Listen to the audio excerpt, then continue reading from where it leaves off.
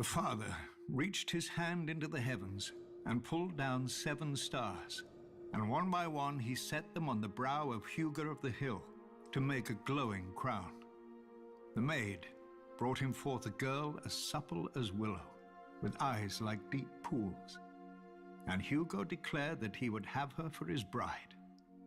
So the mother made her fertile, and the crone foretold that she would bear the king 44 mighty sons. The warrior gave strength to their arms, whilst the smith wrought for each a suit of iron plates. But sadly, the gods no longer walk the earth among us, and you can see what a mess we've made of their creation since. Yet we have hope.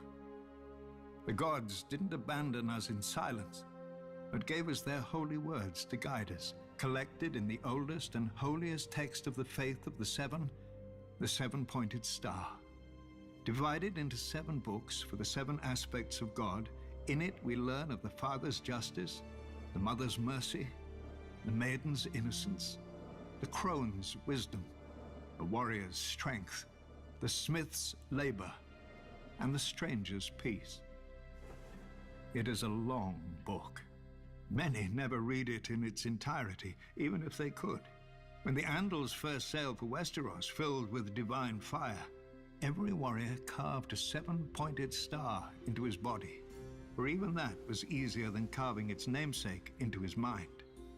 Though one could perhaps argue that it wasn't the warriors, but the septons and septors, armed with the holy text of the 7-pointed star, who truly conquered Westeros.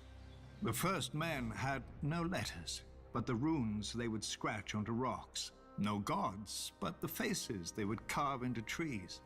But then came our holy men and women among them, bearing the very words of the gods under their arms.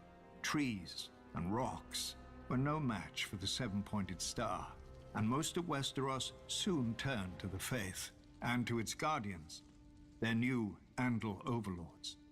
Whilst the Andals soon fractured into warring kingdoms, the faith remained whole and indivisible, bound together by the 7-pointed star.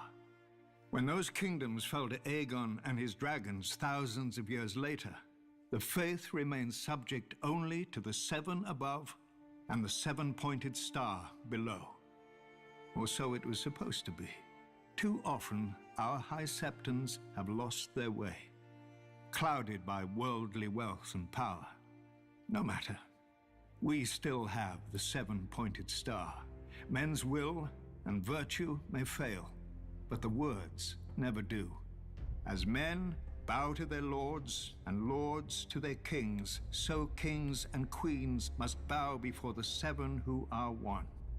The knees of the powerful work the same as the knees of the weak, and were given to all for the same purpose, to bend before the gods, or break in the bending.